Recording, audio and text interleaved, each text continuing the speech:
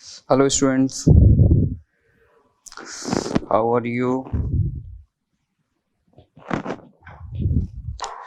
आ रही है भाई प्रोबेबिलिटी समझ में सभी को? तो लास्ट क्लास में हम लोगों ने ट्री डायग्राम वगैरह पढ़ लिया था, है ना? तो बेसिकली हो गया है सारा पार्ट, अब ज़्यादा कुछ बचा है नहीं आपका।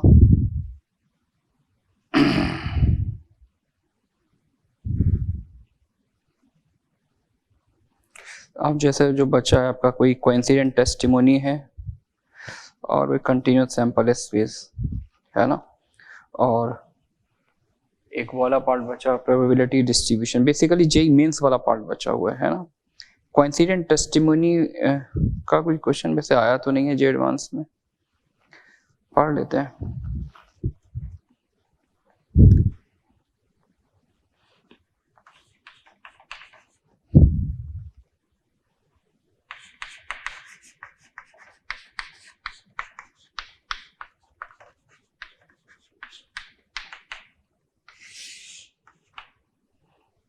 कोइंसिडेंट टेस्टिमोनी एक तरह से आप इस तरह से समझ सकते हैं जैसे कोई पर्टिकुलर इवेंट हैपन हुई और उसके 4 विटनेसेस थे A B C D,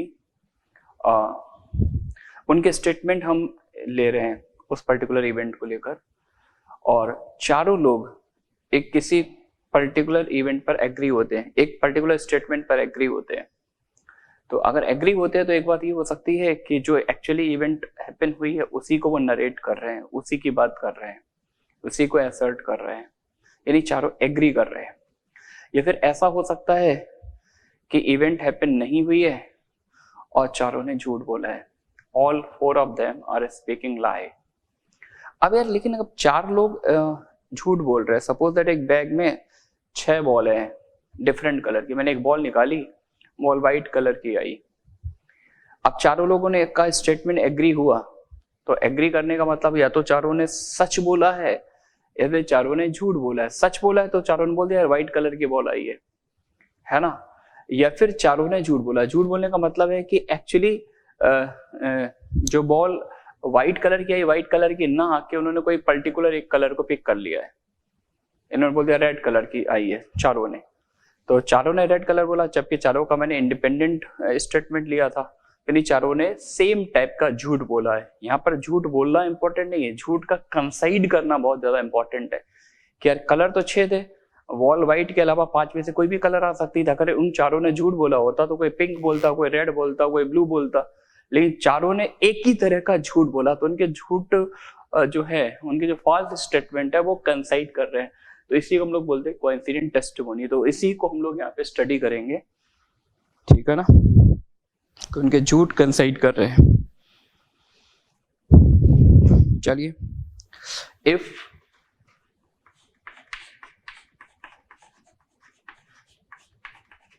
P1 and P2 are the probabilities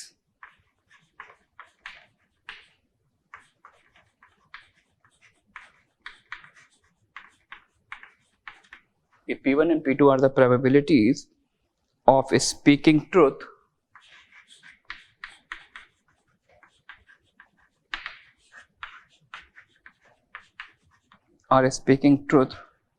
of two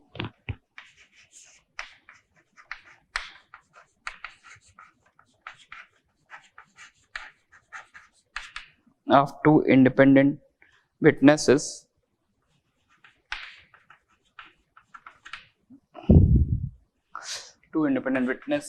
A and B, whose probabilities who are describing the same fact,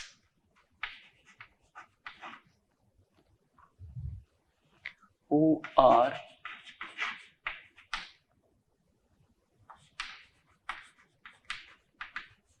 describing same fact बोल सकते हैं, स्टेटमेंट भी बोल सकते हैं। सेम फैक्ट मतलब giving same statement.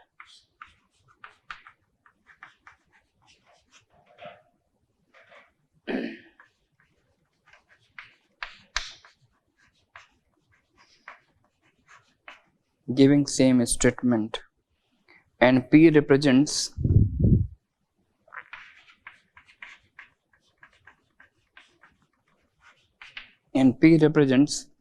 the probability. P represents the probability of happening of the event.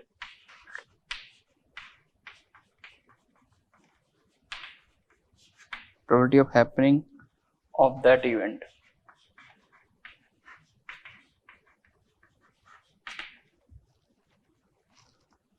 अब एक इवेंट हमने डिफाइन की H1, both speaks truth.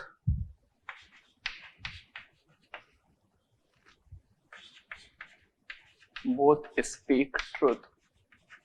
दोनों सच बोल रहे हैं. S2, both are telling lie. दोनों झूठ बोल रहे हैं. ठीक है ना. अब ये गिवन है कि दोनों एक स्टेटमेंट पर एग्री कर रहे हैं, तो इसका मतलब या तो उन्होंने झूठ बोला होगा या दोनों ने सच बोला होगा. एग्री तभी होता है या तो दोनों सच बोले फिर दोनों झूठ बोले. तो ये इवेंट हैपन हो चुके, दोनों ने सेम स्टेटमेंट को दिया है. अब इस बात की प्रोबेबिलिटी बताई उनका स्टेटमेंट सच हो, तो उन्होंने जो स्टेटमेंट दिया उसका ट्रू होने की प्रोबेबिलिटी निकालनी है ना. अब इसको हम लोग 3 डिफरेंट केसेस में पढ़ेंगे, 3 डिफरेंट सिचुएशन में पढ़ेंगे. Case first. Case first, if we have no idea of the event,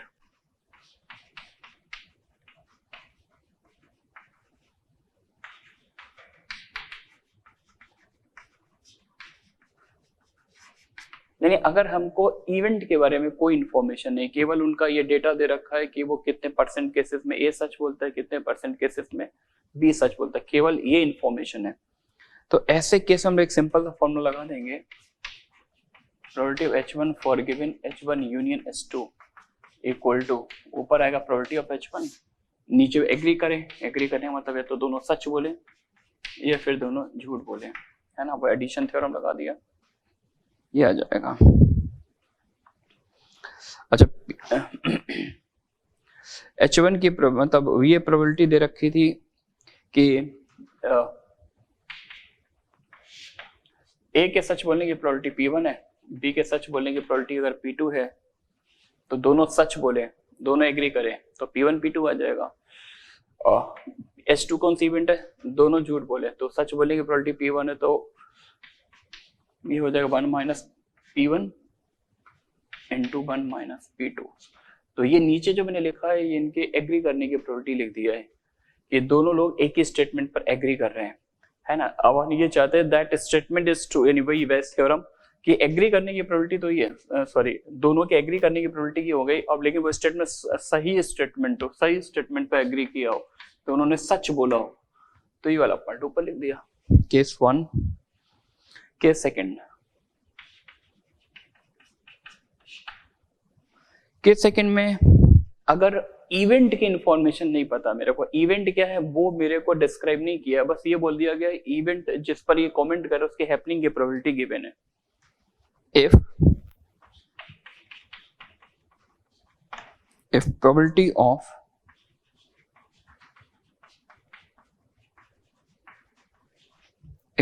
of happening of event is P, if probability of happening of event is P, then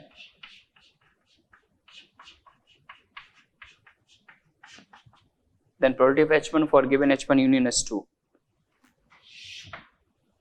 अब event की happening की probability P है, तो अब हम नीचे वाले sample space की बात करते हैं. दोनों ने एग्री किया, दोनों ने एग्री करने का मतलब हुआ इवेंट हैपन हुई और दोनों ने सच बोला.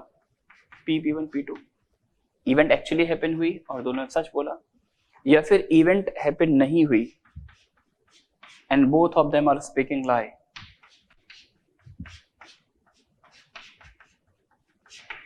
ये डिनोमिनेटर आ गया. तो इस केस में जिसमें इवेंट की हैपनिंग की प्रोबेबिलिटी गिवन है, तो ये एग्री करने की प्रोबेबिलिटी आ गई. अब उनका एग्रीमेंट हो चुका है, लेकिन इस बात की क्या प्रोबेबिलिटी है जो उन्होंने स्टेटमेंट पे एग्री किए वो स्टेटमेंट सच हो, ट्रू स्टेटमेंट हो. तो बच्चों वाली बात है यार, इसको ऊपर ले आओ. तो ये सेकंड पॉसिबिलिटी हो गई, है ना. तो इन दोनों का इतना यूज नहीं है, थर्ड पार्ट इंपॉर्टेंट है जिसको हम लोग बोलते हैं कोइंसाइड करना।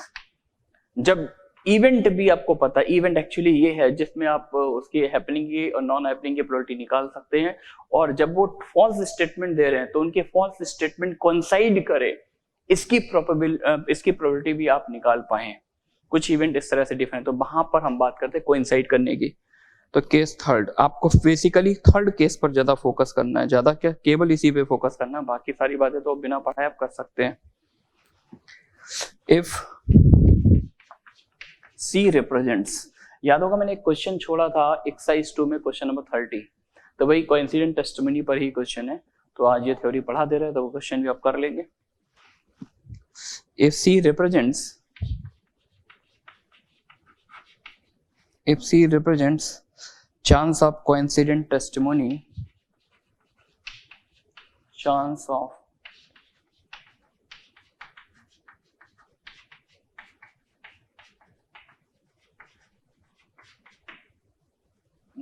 of coincident testimony, then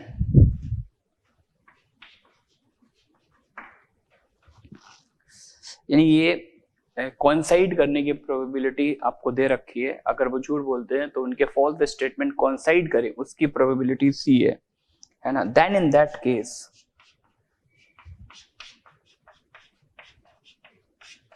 probability of H1 for given H1 union S2। आ जाओ पहले नीचे सैंपल स्पेस की बात कर लेते हैं। तो सैंपल स्पेस की जब बात करेंगे तो दोनों लोगों ने एग्री किया है। एग्री करने का मतलब इवेंट एक्चुअली हैपन हुई, दोनों ने सच बोला, या फिर इवेंट हैपन नहीं हुई, दोनों ने झूठ बोला। इवेंट हैपन हुई, इवेंट की हैपनिंग की प्रोबेबिलिटी P, दोनों बंदों ने सच बोला P1 P2, या फिर इवेंट हैपन नहीं हुई 1 माइनस P, अब दोनों झूठ बोल रहे हैं 1 माइनस P1 1 माइनस P2, ठीक है ना। अब लेकिन यार दोनों जब झूठ बोल रहे हैं तो जरूरी नहीं है कि इनका फॉल्स स्टेटमेंट इनके फॉल्स स्टेटमेंट से मैच कर जाए, बिकॉज दोनों विटनेस जो है वो इंडिपेंडेंट है। हो सकता है कि 6 कलर की, जैसा मैंने आपको एग्जांपल दिया, एक बैग में 6 डिफरेंट कलर की बॉल है, मैंने एक बॉल निकाली, बॉल व्हाइट कलर की आई, मैंने इनसे पूछा कौन सा कलर आया, इनसे पूछा कौन सा कलर आया, तो इन्होंने हो सकता है इन्होंने बोला सर ब्लैक कलर आया, इन्होंने बोल दिया रेड कलर आया। समझ में आया क्या? तो इनके फॉल्स स्टेटमेंट का कंसाइड करेगा तभी तो बोलेगा ना, तो उन्होंने सेम स्टेटमेंट दिया है, तो वो कोइंसिडेंस की प्रोबेबिलिटी C दे रखी है, यानी इनके फॉल्स स्टेटमेंट कंसाइड करें तो ये जो C है इससे मल्टीप्लाई हो जाएगा। तो अब ये जो फाइनल पिक्चर है डिनोमिनेटर में, ये इन दोनों के एग्री करने की प्रोबेबिलिटी है। ये हम चाहते हैं कि जो स्टेटमेंट जिस पे एग्री किए हैं वो स्टेटमेंट ट्रू स्टेटमेंट हो, बोथ आर स्पीकिंग ट्रूथ। तो ये वाला पार्ट ऊपर लिख दीजिए P1 P2, ठीक है बच्चों। तो ये अपना थ्योरी पार्ट हो गया यार।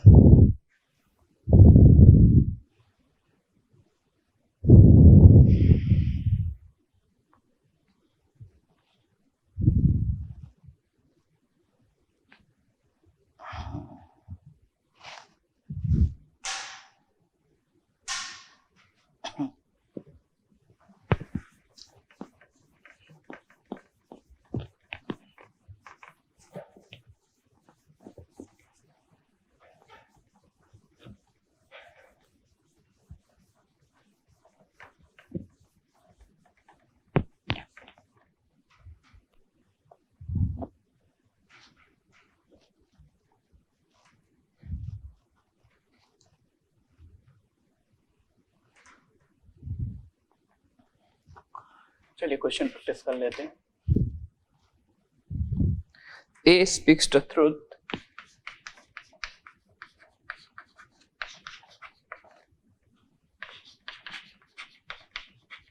A speaks the truth 3 out of 4 times,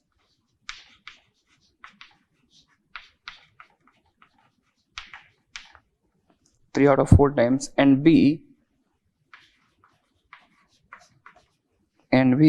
5 out of 6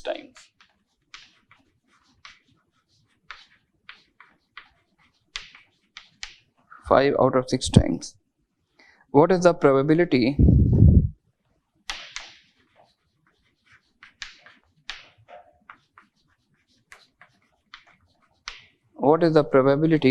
that they will contradict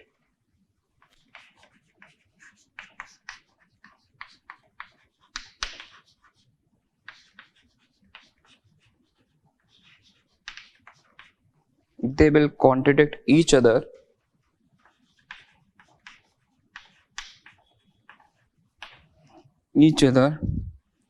in stating the same fact.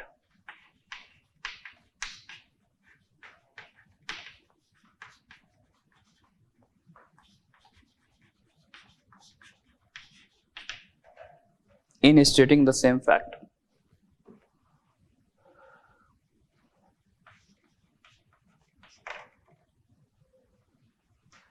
ठीक है ना?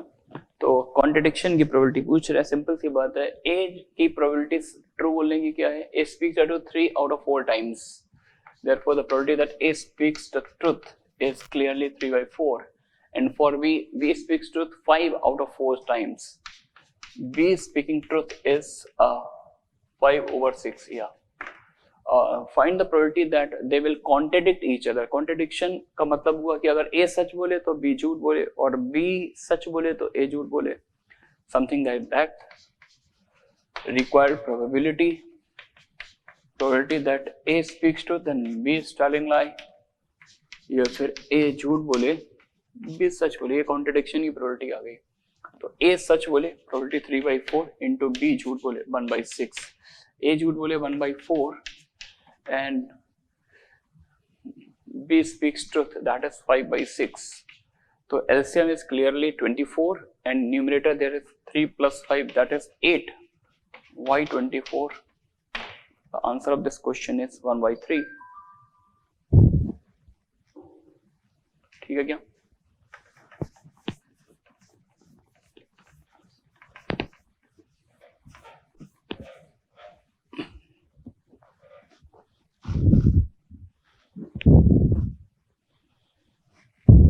चलिए नेक्स्ट क्वेश्चन की बात करते हैं.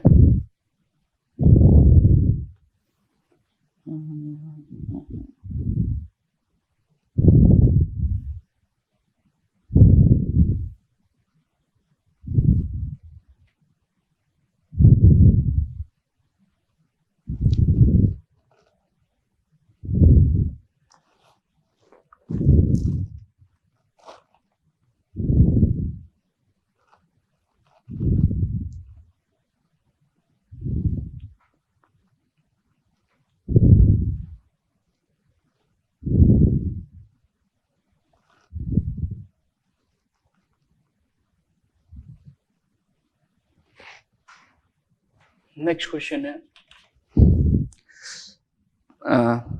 Probability of speaking truth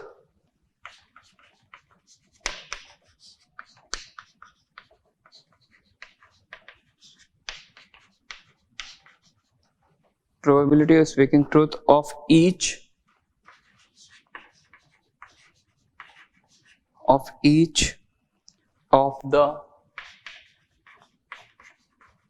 10 independent witnesses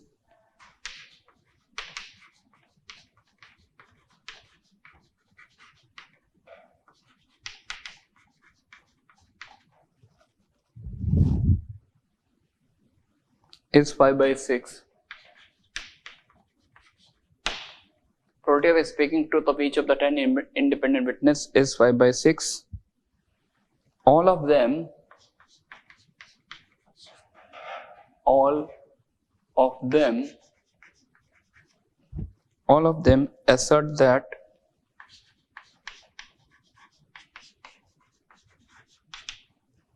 assert that a certain event took place.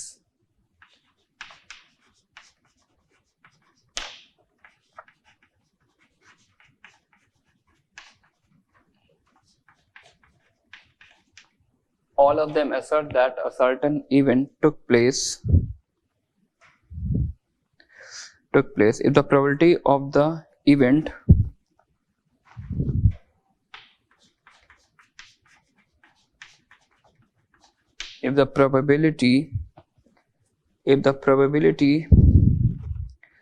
of the event before their statement, probability of the happening of the event before their statement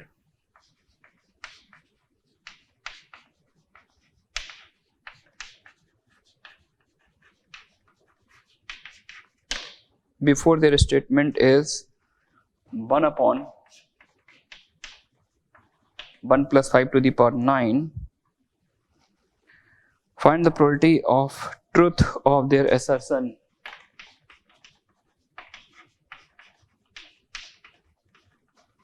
Find the probability of truth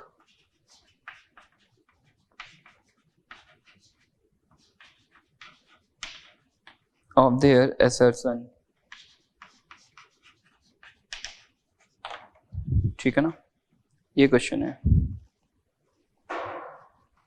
ये question की probability of speaking truth of each of the 10 independent witnesses 5/6. कोई particular event पर हमने 10 witness का बयान लिया है. कोई भी पर्टिकुलर विटनेस जो सच बोले इसकी प्रोबेबिलिटी दे रखी है 5/6. All of them assert that a certain event took place. और सभी लोग वो 10 सारे के सारे विटनेस जो है एक पर्टिकुलर स्टेटमेंट पर सारे के सारे एग्री करते हैं, assert करते हैं that a certain event took place. Okay, if the probability, और वो जो पर्टिकुलर इवेंट की बात की जा रही है उसके हैपनिंग की प्रोबेबिलिटी यानी ये p दे रखा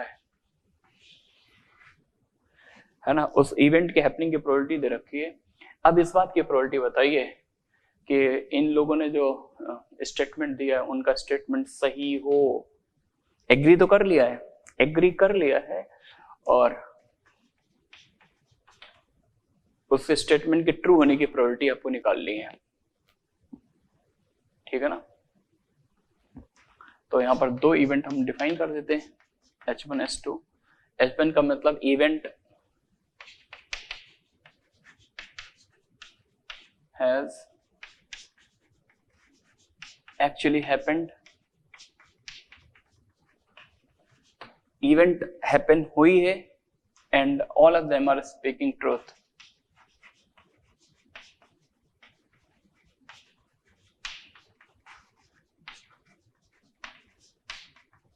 दो ही बातें होंगी यार, या तो इवेंट हैपन हुई है सभी ने सच बोला, या फिर इवेंट हैपन नहीं हुई है और सभी ने झूठ बोला है. Event has not happened and all of them are speaking lie. ठीक है ना. तो क्या हो चुका है, दोनों लोगों ने एग्री किया है. एग्री करने का मतलब H1 यूनियन S2. ठीक है ना. और इस बात की प्रोबेबिलिटी निकालनी है कि वो इवेंट जो स्टेटमेंट है वो सही हो. तो पहले तो नीचे आ जाते हैं. H1 यूनियन S2 मतलब probability of H1 plus probability of S2, यानी event has actually happened. Event के हैपनिंग की प्रोबेबिलिटी है 1/5 to the power 9 और सभी ने सच बोला है 5/6 raised to the power 10. या फिर इवेंट हैपन नहीं हुई है. अच्छा, इवेंट के हैपन ना होने की प्रोबेबिलिटी 1 में से इसको सब्ट्रैक्ट कर दो तो 1 + 5/9 - 1 5/9 आ जाएगा. और सभी ने झूठ बोला है 1/6 की पावर 10. सच बोलने की प्रोबेबिलिटी 5/6 है. ये एग्री करने की प्रोबेबिलिटी आ गई है ना. लेकिन इसका स्टेटमेंट सही हो तो ये वाला पार्ट ऊपर लिख दीजिए, वेस थ्योरम इनटू. ठीक है ना. अब वो देख लेना, थोड़ा सा कैंसिल वैंसिल करना है यार, आंसर आ जाएगा आपका.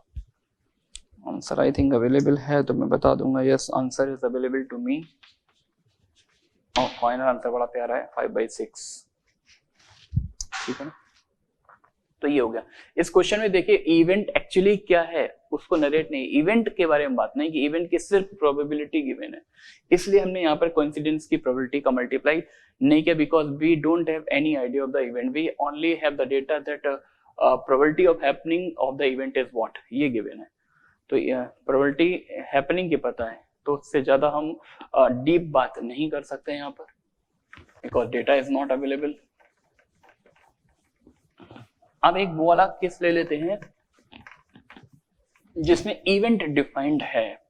उस बेसिस पर हम हैपनिंग और नॉन हैपनिंग की प्रोबेबिलिटी खुद से निकालेंगे और उस केस में जो इंडिपेंडेंट विटनेस है उनके झूठ के कॉन्साइड होने की प्रोबेबिलिटी भी निकालेंगे, जिसको हम लोग पढ़ने जा रहे हैं कोइंसिडेंट टेस्टिमोनी में. ठीक है बच्चों, चलिए इस टॉपिक का इस सब टॉपिक का last question.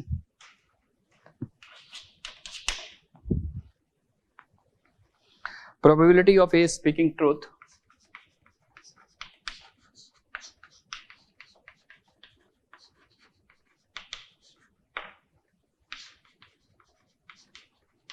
Probability of A speaking truth is 3/4. A सच बोले probability 3/4 है, and probability of B speaking truth, इसको लैंग्वेज में ना लिख के मैंने ऐसे ही लिख दिया यार, 7/10. They both assert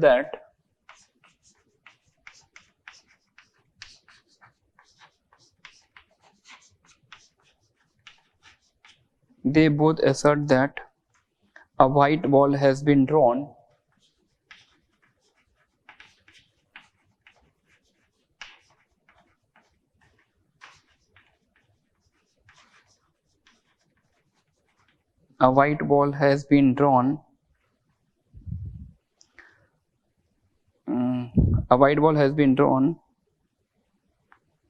from a bag containing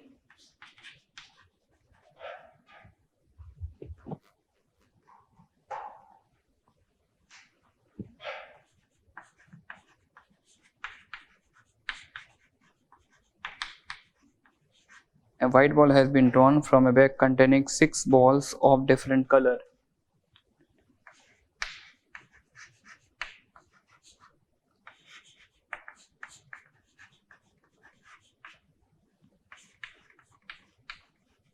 Six balls of different colors.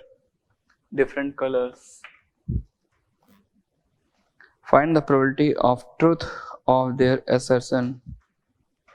Find the probability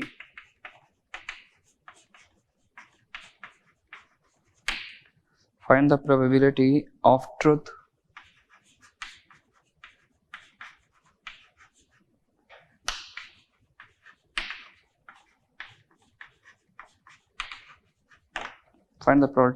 of their assertion.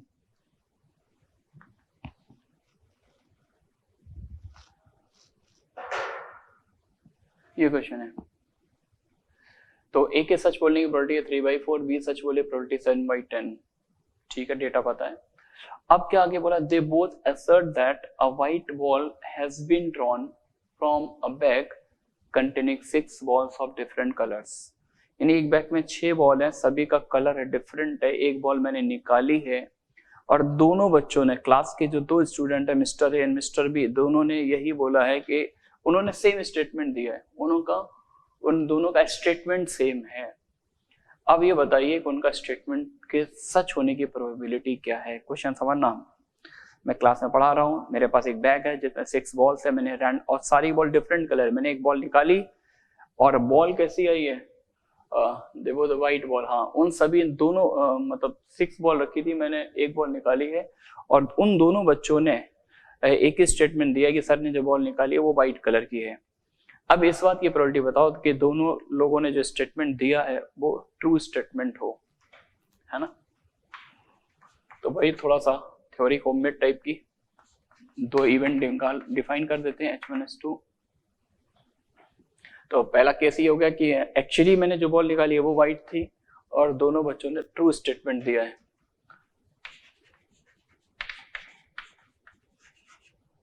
White ball is actually drawn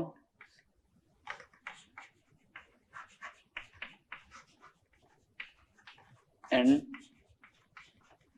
both of them speaks truth. Actually white ball आई है और दोनों ने सच बोला है। White ball is not drawn and both of them speak lie, है ना। निकालना क्या है भाई, probability of H1 for H1 union H2। नीचे आ जाओ, probability of H1 plus probability of H2। Actually white ball आई, दोनों ने सच बोला, बैग में 6 बॉल थी, सारे का कलर डिफरेंट है, मैं बॉल निकाल, बॉल व्हाइट कलर की है, प्रोबेबिलिटी 1/6, है ना। दोनों ने सच बोला, दोनों ने व्हाइट बॉल बोली है। 3/4 यानी व्हाइट बॉल आने की प्रोबेबिलिटी 1/6 है और दोनों के सच बोलने की प्रोबेबिलिटी हो गई, ठीक है ना। या फिर ऐसा हो सकता है कि एक्चुअली जो बॉल मैंने निकाली वो व्हाइट थी नहीं, वो कोई और कलर की थी, जिनको दोनों बच्चों ने देखा था, लेकिन दोनों को पहले ही पता था मेरे को झूठ बोलना। उसने बोला तू भी झूठ बोलना, मैं भी झूठ बोलूंगा। उससे मैंने अलग कमरे में जाके पूछा, इससे अलग कमरे में ले जाके पूछा, लेकिन दोनों ने कलर व्हाइट बोला, ठीक है ना। दोनों ने मेरी जब बॉल मैंने निकाली तब दोनों क्लास में बैठे हुए थे। मैं उनकी अटेंशन चेक करना चाहता था कि वो अटेंटिव हैं, क्लास में नहीं अलर्ट होकर पढ़ रहे हैं नहीं पढ़ रहे हैं। तो एक से नेक्स्ट रूम में ले जाके पूछा, एक से दूसरे रूम में पूछा, लेकिन दोनों ने बोला सर बॉल व्हाइट कलर की निकाली है, ठीक है ना। तो अब वो दोनों बच्चे झूठ बोल रहे हैं। झूठ बोलने का मतलब क्या हुआ कि जो बॉल एक्चुअली आई है उसको छोड़कर किसी भी एक कलर को पिक करेंगे, है ना। तो उस इवेंट की हैपनिंग की प्रोबेबिलिटी हो गई 5/6, यानी बॉल की एक्चुअली व्हाइट न होने की प्रोबेबिलिटी हो गई 5/6, ठीक है ना। और दोनों लोग झूठ बोल रहे हैं, तो एक के झूठ बोलने की प्रोबेबिलिटी क्या हो गई 1/4, बी की प्रोबेबिलिटी हो गई 3/10 इनटू इसमें बच्चों एक पार्ट आएगा भाई कि अब अगर कलर 6 डिफरेंट कलर है ना, तो suppose that red, blue, yellow, green, white, orange, 6 colour. Suppose करो येलो कलर की बॉल आई, तो इन लोगों ने बोला कि यार मेरे को एक मतलब येलो नहीं बोलना, येलो के अलावा कोई भी कलर बोल रहा है। तो 5 ऑप्शन स्टूडेंट ए के पास भी है, 5 ऑप्शन स्टूडेंट बी के पास भी है। तो जिस कलर को ए पिक करे उसी कलर को बी पिक करे, तो ओवरऑल देखेंगे तो कितने केस बनेंगे, 25 केस बन जाएंगे, क्योंकि ये किसी एक कलर को पिक करे उसी कलर को वो भी पिक करे। समझ में आया क्या। तो इनके जो कोइंसाइड, जो इन्होंने स्टेटमेंट दिया येलो के अलावा जो ये कोई कलर बोले और इनका भी कलर उससे मैच करे, तो उसकी प्रोबेबिलिटी क्या हो जाएगी 1/5 इंटू 1/5। सिर्फ ये पॉइंट समझना था बच्चों, ठीक है ना। दोनों को एक ही कलर बोलना था, तो ये केस आ जाएगा उनके कंसाइड करने का। अब कह रहा है कि इस बात की प्रोबेबिलिटी बताइए कि इनका स्टेटमेंट ट्रू हो, तो ये वाला पार्ट आप न्यूमरेटर में लिख दीजिए 1/6 इंटू 3/4 इंटू 7/10, ठीक है ना। यानी जिस पर्टिकुलर कलर को ये पिक करें, तो सपोज करो इन्होंने पिक कर लिया कोई भी, इन्होंने व्हाइट पिक किया, तो इनके व्हाइट पिक करने की प्रोबेबिलिटी 1/5 होगी। बी के व्हाइट को पिक करने की प्रोबेबिलिटी भी 1/5, दोनों ने एक ही कलर को पिक किया तो 1/25 हो जाएगी कोइंसाइड करने की प्रोबेबिलिटी।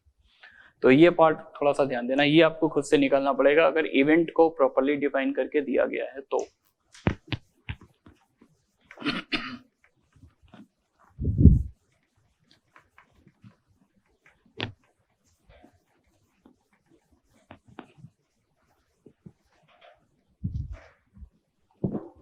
नेक्स्ट,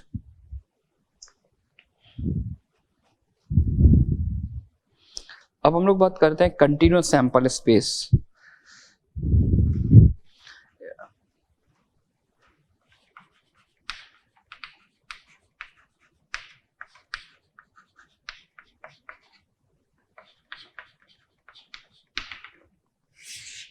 अभी तक जो हम लोग प्रोबेबिलिटी पढ़ रहे थे उसमें सैंपल स्पेस हमारा डिस्क्रीट होता था, सैंपल स्पेस में पॉइंट्स होते थे।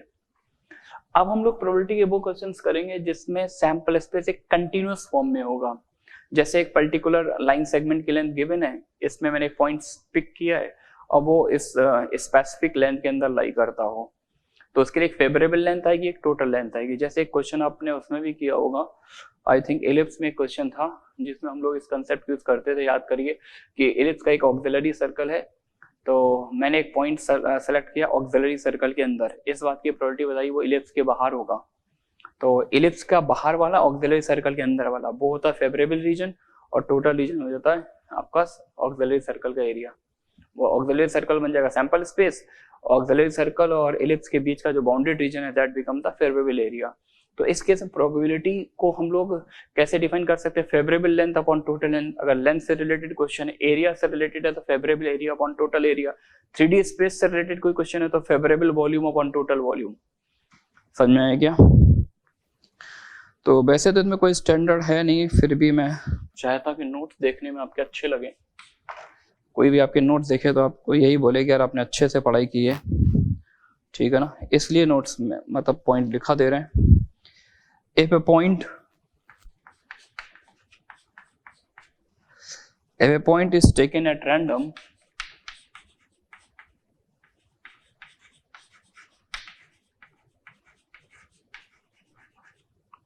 if a point is taken at random on the area S, on the area S, which includes an area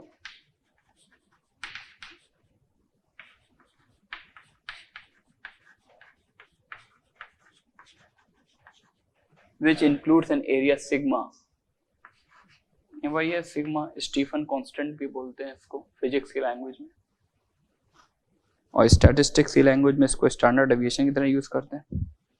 sigma, the chance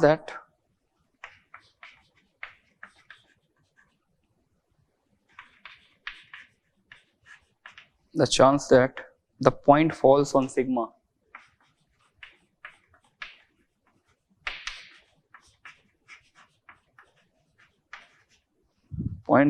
sigma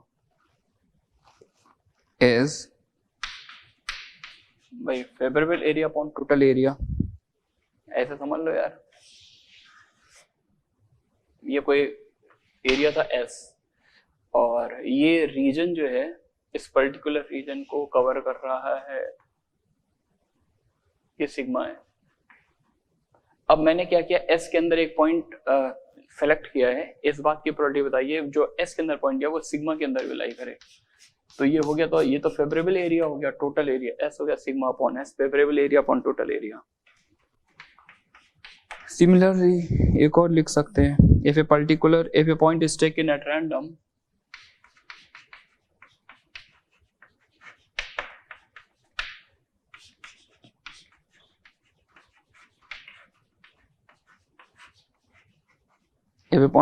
at random on a given straight line AB,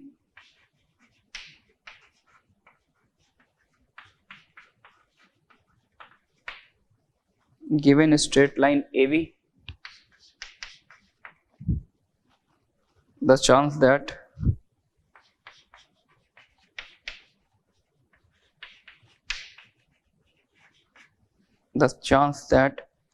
it falls on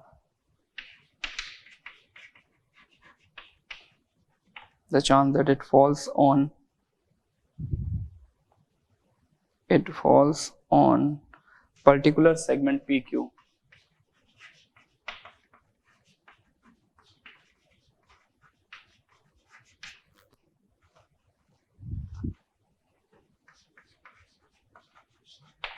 particular segment PQ of the line, particular segment PQ of the line is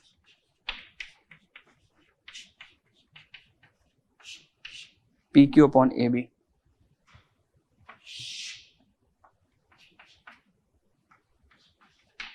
AB line segment है, और इस line segment पे हमने कोई particular point, एक point pick किया है, और इस बात की प्रोबेबिलिटी वो पॉइंट जो है आप पर्टिकुलर सेगमेंट के अंदर लाई करे, PQ के अंदर लाई करे, तो वही है यार टाइम पास टाइप की बात है, favourable length upon total length. तो यहाँ पर लेंथ का रेशियो आ गया, यहाँ पे एरिया का आ गया, कोई स्पेस से रिलेटेड होगा तो वॉल्यूम से बात बन जाएगी।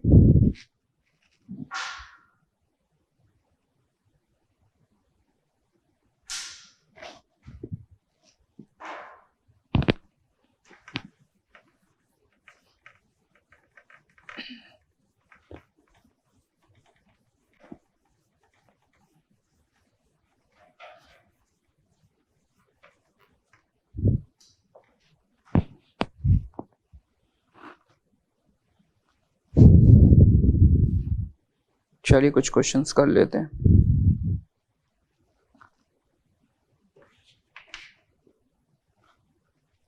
A circle of radius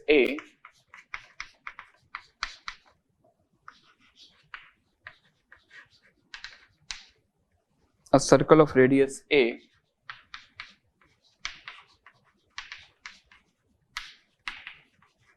is inscribed in a square of side 2A.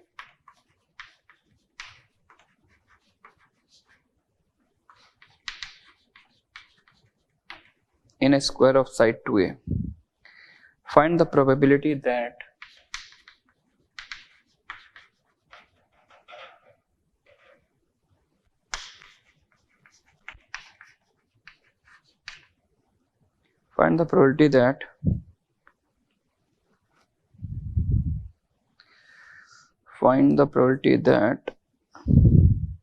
a point chosen at random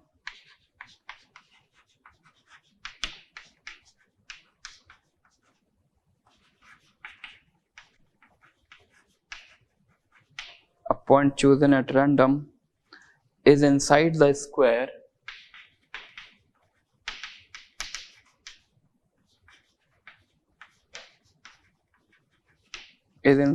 square but outside the circle.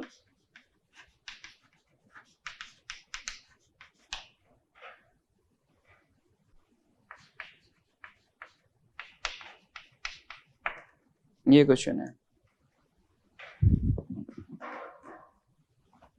ठीक है ना। तो क्वेश्चन बोले circle of radius is inscribed in square of side 2a। एक square है 2a length का, उसमें हमने एक सर्कल इंस्क्राइब किया है, तो ऑब्वियसली बात है रेडियस ऑटोमेटिकली पता लगी जाएगी। Find the probability that a point chosen at random is inside the square but outside the circle. तो बहुत ही सिंपल ऑर्डिनरी प्रॉब्लम है। ये स्क्वायर बना लिया, देखने में लग भी स्क्वायर जैसा रहा है। अब सर्कल इंस्क्राइब कर लेते हैं। बच्चों इंस्क्राइब का मतलब ही होता है यार कि वो चारों साइड को टच करेगा। इंस्क्राइब का मतलब ये नहीं उसके अंदर सर्कल है, ठीक है ना। तो साइड लेंथ आपको स्क्वायर की 2a दे रखी है, this is the side length of the square. और ये साइड लेंथ ही इसके लिए ऑब्वियसली बात है डायमीटर का रोल प्ले करेगी, तो स्क्वायर की सर्कल की रेडियस देने का कोई सेंस नहीं, वो ऑटोमेटिकली a होगी, है ना। तो ये आपका फेवरेबल एरिया आ जाएगा। कह रहे हैं हमने स्क्वायर के अंदर एक पॉइंट सेलेक्ट किया है, इस बात की क्या प्रोबेबिलिटी है कि वो स्क्वायर के अंदर हो लेकिन सर्कल के बाहर हो, ये वाला एरिया, ठीक है ना। तो required probability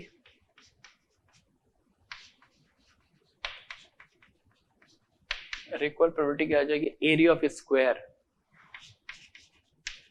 minus area of circle.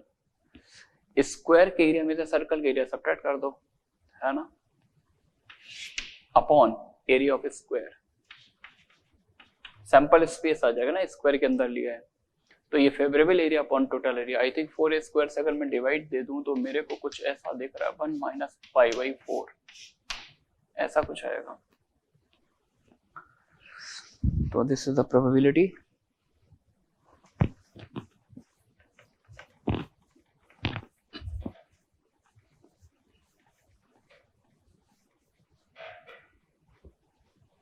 Next,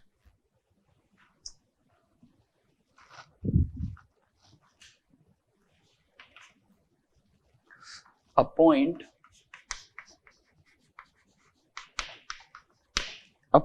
is selected at random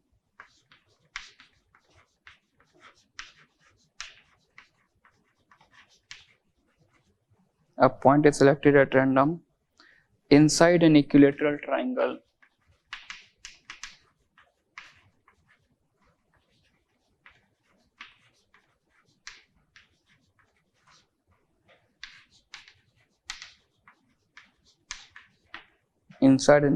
triangle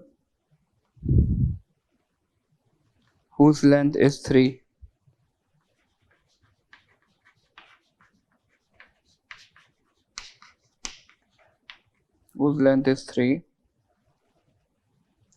Find the probability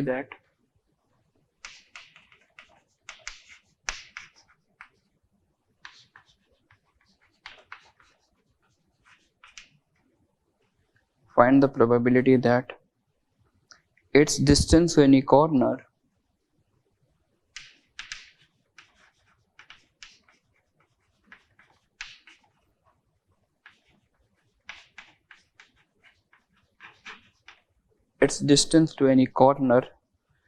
is greater than 1.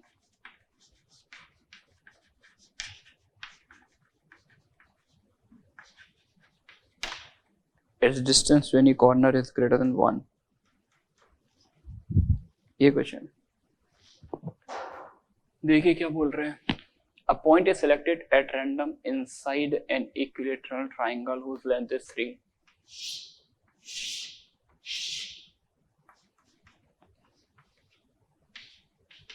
Side length 3 का मैंने एक इक्विलेटरल ट्राइंगल बना लिया। अब इसके अंदर अपन एक पॉइंट सेलेक्ट कर रहे हैं। Find the probability that it's distance to any corner is greater than 1। इस बात की प्रोबेबिलिटी बताइए कि पॉइंट की डिस्टेंस किसी भी कॉर्नर से 1 से बड़ी हो। तो ट्राइंगल की साइड लेंथ 3 है, तो किसी भी पॉइंट से इसकी डिस्टेंस 1 से बड़ी चाहिए। तो इसको सेंटर सपोज करते एक आर्क लगा दिया, एक सर्कल बनाया, पूरा नहीं, इतना काफी है। रेडियस 1 ले लिए, है ना, ये लेंथ बराबर है। तो इसका मतलब इस आर्क के अंदर होगा तो पॉइंट की बीच से डिस्टेंस 1 यूनिट आ जाएगी, लेकिन हमें 1 से ज्यादा चाहिए। इसका मतलब इसके आउटर रीजन वाला पॉइंट चाहिए। सिमिलरली सी को सेंटर क्योंकि बोला गया probability that it's distance to any corner, हर कॉर्नर से डिस्टेंस 1 से ज्यादा है। तो सी को सेंटर सपोज करते हुए एक आर्क लगा दीजिए, ए को सेंटर सपोज करते हुए एक आर्क लगा दीजिए। तो जो फेवरेबल रीजन आएगा वो ऐसा कुछ आएगा। This one is a favourable region, है ना।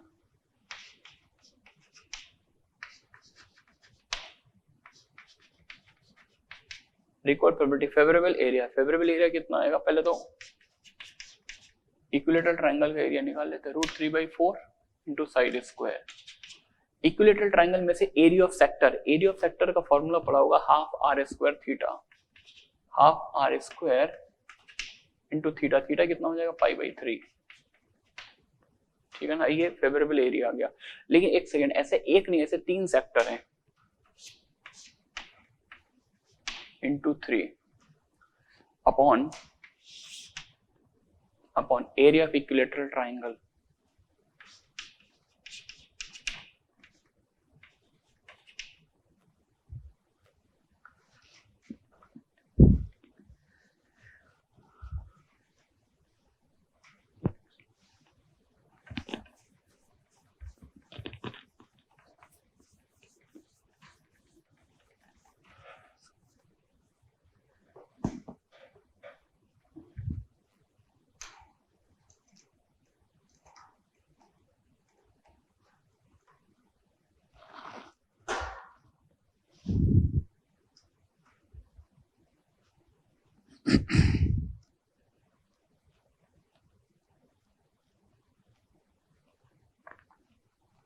Next question.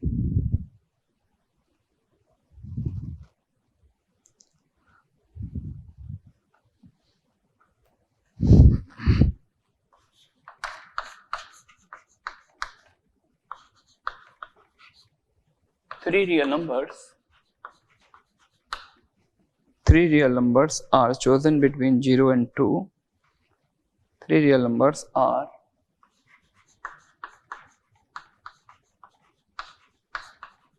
chosen between 0 and 2 if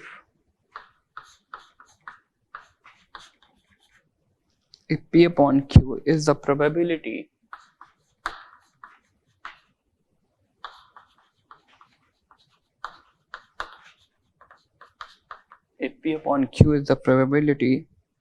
that their sum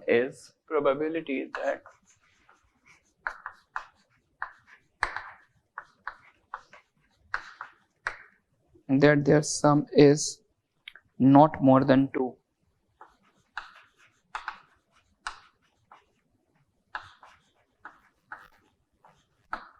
Not more than 2. Then find P plus Q. P plus Q निकालना है ना, where मतलब ये जो फ्रैक्शन दे रखे P/Q ये इररेड्यूसिबल फ्रैक्शन है। It means GCD of P, Q is 1. P and Q are relatively prime. The fraction P/Q is irreducible fraction. ऐसा कुछ दे रखा है। चलिए देखते हैं। 3 real numbers are chosen between 0 and 2. 0 और से 2 के बीच में हमने 3 रियल नंबर पिक किए। मान ली वो 3 रियल नंबर x, y और z हैं और इस बात की प्रोबेबिलिटी निकाली उनका सम इज नॉट मोर देन 2, 2 से ज्यादा नहीं होना चाहिए।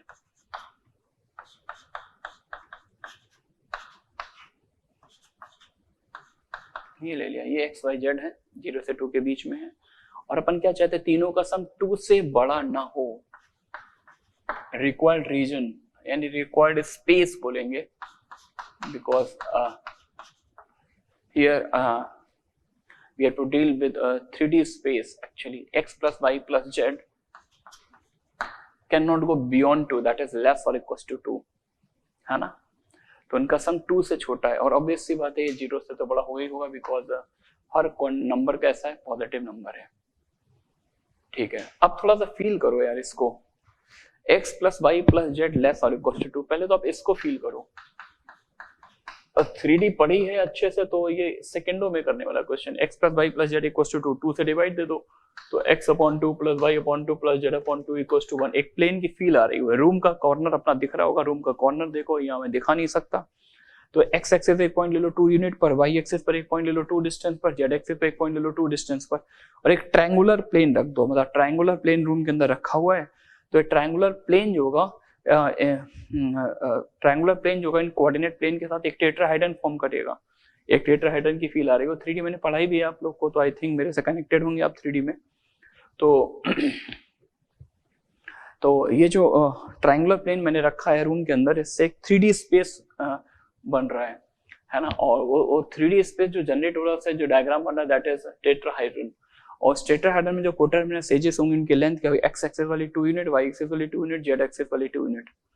तो कोटरमिनस एजेस की लेंथ 2 यूनिट आ जाएगी। और अगर हम टोटल रीजन की बात करें तो x कोऑर्डिनेट 0 से 2, तो x एक्सिस पर कोई पॉइंट 0 से 2 डिस्टेंस से ले सकते हैं, y पे भी 0 से 2, z से भी 0 से 2। तो एक क्यूब बना लिया, एक क्यूब बना लिया जिसकी साइड लेंथ 2 दे रखी है, ठीक है ना। तो रिक्वायर्ड प्रोबेबिलिटी, तो फेवरेबल स्पेस क्या हो जाएगा, एक क्यूब ले ले जिसकी साइड लेंथ 2 है।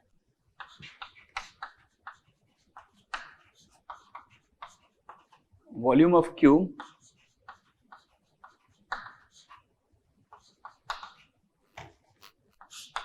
having coterminous edges,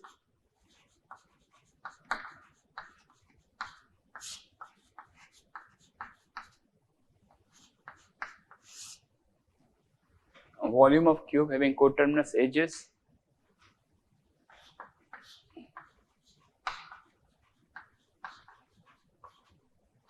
of length 2, coterminous edges of length 2।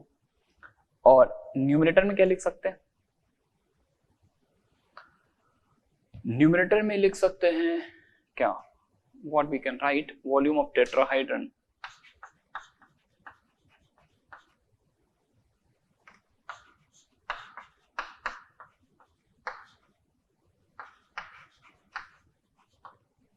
having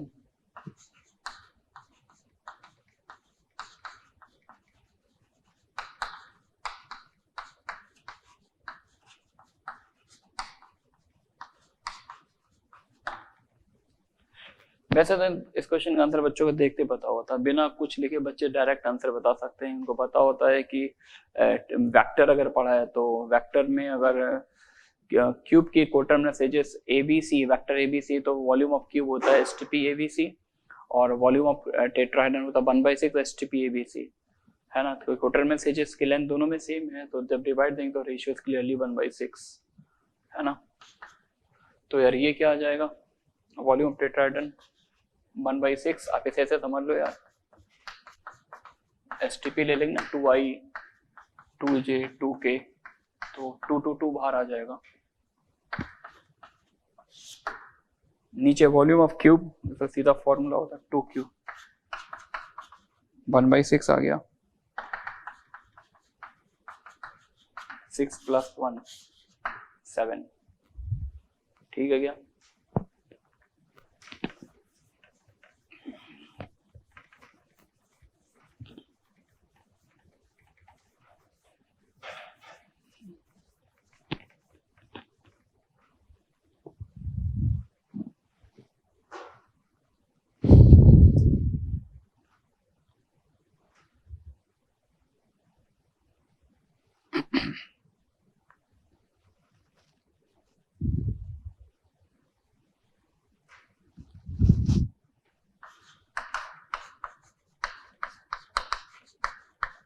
the sides of a rectangle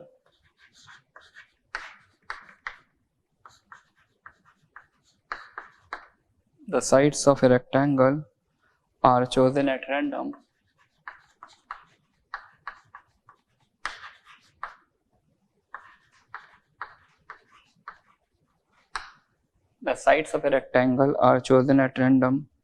each less than 10 centimeter.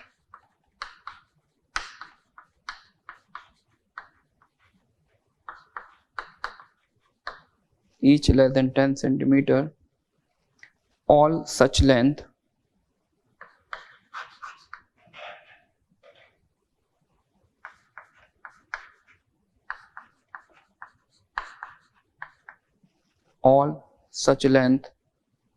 being equally likely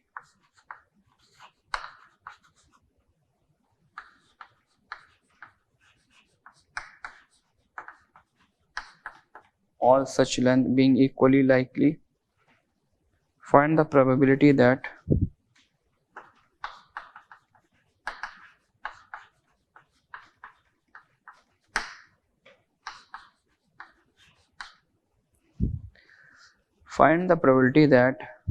the diagonal of the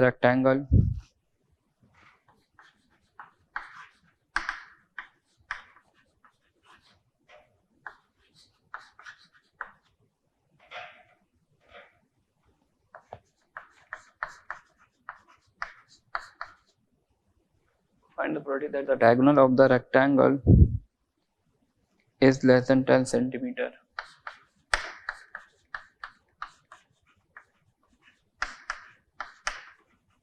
Diagonal of the rectangle is less than 10 centimeter. ये question है. The sides of a rectangle are chosen at random, each less than 10 centimeter. ठीक है, एक rectangle को हमने select किया है जिसकी साइड लेंथ 10 से कम है. All such length being equally likely, सारी लेंथ इक्वी प्रोबेबल है. Find the probability that the diagonal of the rectangle, यानी जो आप रेक्टेंगल पिक कर रहे हैं उसका डायगोनल की लेंथ 10 से कम हो. तो सैंपल स्पेस की बात करें तो इसमें तो यार ये आ जाएगा, एक रेक्टेंगल आ जाएगा ABCD जिसकी साइड लेंथ 10 है. ठीक है ना. अब फेवरेबल केस कैसे निकालेंगे? ये तो सैंपल स्पेस आ गया NS. अगर हम सैंपल स्पेस की बात करें तो ये फेवरेबल एरिया आ जाएगा टोटल 10 into 10 100 आ जाएगा, है ना. और इस बात की प्रोबेबिलिटी निकालनी जो हमने रेक्टेंगल फॉर्म करे उसके डायगोनल की लेंथ 10 से कम हो. तो डायगोनल की लेंथ 10 से कम लेना है तो एक काम किया यार कि मैंने A को सेंटर सपोज करते हो 10 रेडियस का एक सर्कल ड्रॉ कर लिया. वो B से भी पास होगा, A से भी पास होगा, है ना. अब इस आर्क के कोई भी पॉइंट ले, इस आर्क पर कोई पॉइंट लेंगे तो उसके डायगोनल की लेंथ देखो एग्जैक्ट 10 आएगी. इन्होंने 10 पर केस बनाया, डायगोनल की लेंथ 10 से कम हो तो थोड़ा सा फील इस तरह किया है कि A को सेंटर सपोज करते जैसे मैं सर्कल ड्रॉ करूंगा. अब इस सर्कल इस आर्क के किसी भी पॉइंट को आप एक डायगोनल की तरह डील कर सकते हो. ये एक्सट्रीम लिमिट आ जाएगी. जैसे मैं इसको डायगोनल की तरह ट्रीट करूं तो ये देखो एक रेक्टेंगल मैंने फॉर्म किया तो इसमें डायगोनल की लेंथ 10 आ रही है ना. तो इस रीजन ये आपका एक टोटल फेवरेट चाहे कहीं पर भी ले लो, आप यहाँ पर ले लो तो यहाँ से भी डायगोनल लेंथ एक्सट्रीम केस में 10 को अप्रोचिंग लेंथ आ रही है और ये पूरा रीजन आ गया. बाकी हम इस रीजन के अंदर भी हम पॉइंट ले लेंगे, अंदर पॉइंट लेंगे तो डायगोनल ऑब्वियसली 10 से कम आएगी. तो ये जो मैंने ड्रॉ किया पिक्चर ये फेवरेबल एरिया आ गया और रेक्टेंगल का एरिया टोटल एरिया आ गया. Therefore required probability. इसमें ये पार्ट बच्चों को क्लिक नहीं करता. जब मैं क्लास में देता हूँ बच्चों को थोड़ा सा क्लिक नहीं करता है तो सोचिएगा इस पॉइंट पर जो मैंने सर्कल ड्रॉ किया है. रिक्वायर्ड प्रोबेबिलिटी हो गया फेवरेबल एरिया. फेवरेबल एरिया क्या होगा? एरिया ऑफ सेक्टर या क्वार्टर पार्ट ऑफ एरिया समझ लो यार. क्वार्टर पार्ट ये 10 है, क्वार्टर पार्ट हो गया एरिया का, सर्कल के एरिया का 1/4 into पाई r स्क्वायर, है ना. और रेक्टेंगल का साइड लेंथ 10 है, रेक्टेंगल का 10/10 का स्क्वायर है. ये कैंसिल हो गया, आंसर इज π/4. ठीक है बच्चों. तो यार यहाँ तक आपका सारा ही पार्ट हो गया है, बस एक छोटा सा पार्ट बचा आपका प्रोबेबिलिटी डिस्ट्रीब्यूशन। बाकी प्रोबेबिलिटी आपकी कंप्लीट हो चुकी है। तो आप मैक्सिमम टाइम जो है होमवर्क अटेम्प्ट करने में दें, अच्छे से समझ में आया टॉपिक। तो आई थिंक एक्सरसाइज 1-2 में जो हमने क्वेश्चन नंबर 30 छोड़ा था वो तो करना ही करना है आपको। 1 हो गया, 2 हो गया, 5 हो गया, है ना। अब एक्सरसाइज 3 में यार कुछ क्वेश्चन एक्चुअली डिस्ट्रीब्यूशन के हैं, तो डिस्ट्रीब्यूशन तो हमारा लास्ट लेक्चर पर ही होता है, तो आई थिंक फिर ऐसा करते हैं जे एडवांस कर लेते हैं। एक्सरसाइज 4 कर लीजिएगा, जे एडवांस, ठीक है ना। अब 2 एक्सरसाइज बचेंगे आपकी, एक एक्सरसाइज 6 और एक एक्सरसाइज 3।